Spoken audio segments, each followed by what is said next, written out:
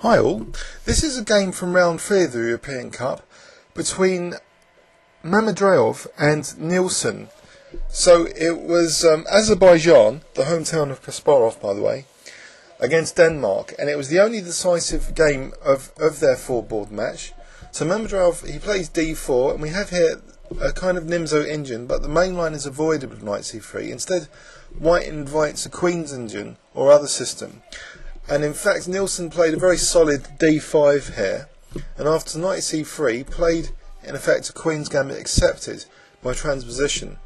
So we have here a kind of line in the queen's gambit accepted, where white regains the pawn, and after knight c6, white's castled. However, after bishop e7, usually I routinely play queen e2, and after cd play rook d1, which I thought was theory. But white plays an interesting little move here, quite a sharp move, which I think guarantees a nice little advantage. He plays knight e5, and it prepares to allow double pawns, but white would be better if black took on e5. Let's have a quick look. Knight takes e5, de. Queen takes d1, rook takes d1. Now say knight g4, white plays f4. And now say castles, h3, knight h6, and now e4. And white will be better in this variation by a little bit.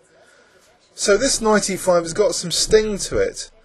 Black played c takes d4, and white fractured now black's pawns. So this is a nice little trick to get an early pawn fracture in black position. So we have now b3, cementing that bishop on c4.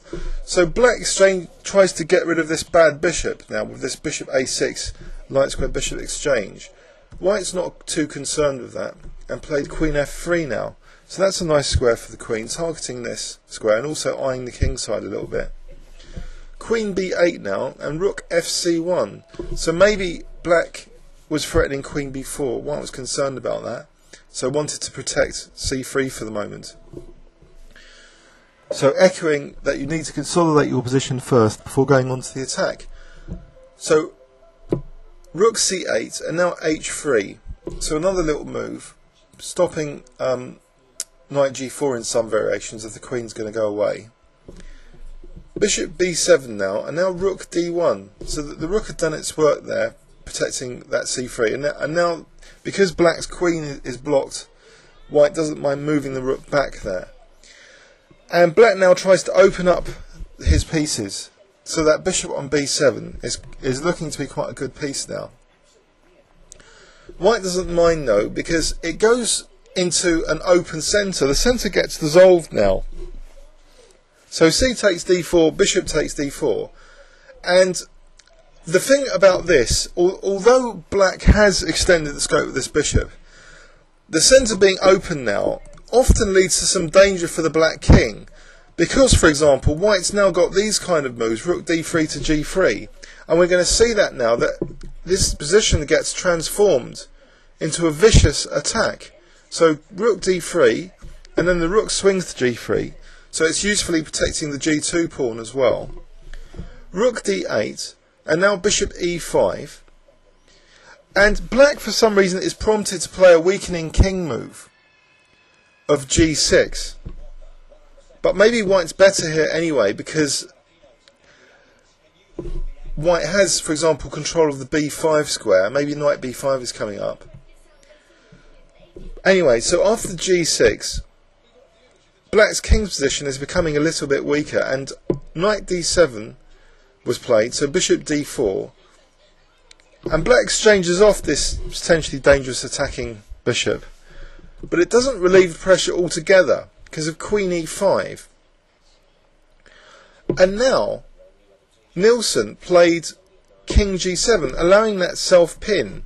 Now perhaps knight d7 is an interesting alternative, but maybe white's still a bit better with queen g5. For example, queen b4, rook d1, and this is annoying pressure on d8. But anyway, king g7, and white preserved this pin for a very nice manoeuvre now. Knight e8, anticipating queen b8, But to play now the queen all the way back to a1, so we've got this great big pin along the diagonal. If it had gone to c3, maybe black had queen b4, which would be annoying. And if it had gone to b2, then again queen b4 with supporting a rook to d2. So he went back all the way with his queen, allowing even a rook to the 7th rank, because after knight d4, bishop b7, that bishop was en prise, White played now a stunning move, exploiting this pin. Can you see it? I'll give you 5 seconds. 5, 4, 3, 2, 1. He played rook takes e6, and after fe knight takes e6, black king is getting very exposed. Knight f4 check, and my analytical assistant thinks actually black would be better with king e7, but no human in their right mind would want to do this because of queen e1 check, forcing black knight e4, but it would seem a very dangerous thing to do, but maybe it's subjectively the best thing to do. Black just collapsed with his next move, bishop d5, because after knight takes d5, knight takes d5. This pin is fully exploited with rook f3 check first, king g8, and now a killer move, queen e1, not only threatening the rook, but also gaining access to the e6 square for a lethal check after rook d4, bishop takes d5 check, and white will end up at least 2 pawns up with a crushing position now, so black resigns.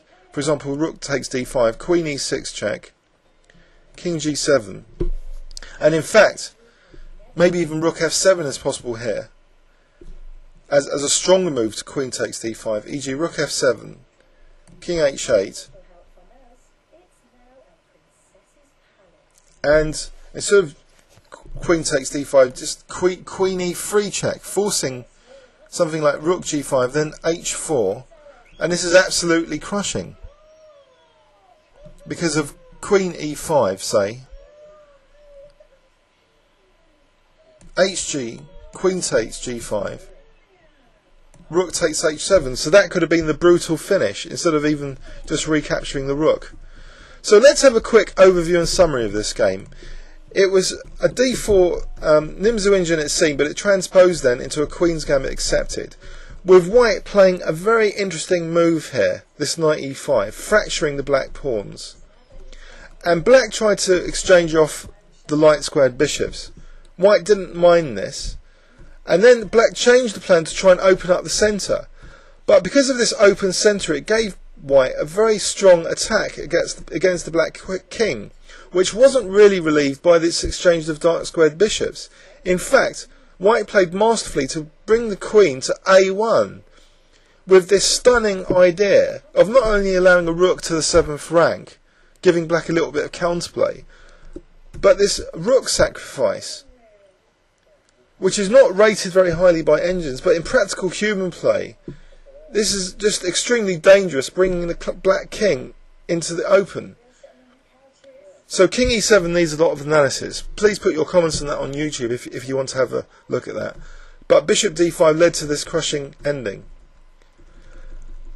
So I think we should leave it at that for the moment. I hope you enjoyed this crushing game, and it's got a lot of interesting points, I think, about the open centre and king safety, which might be instructive for your own games. So thanks for listening, and see you on YouTube.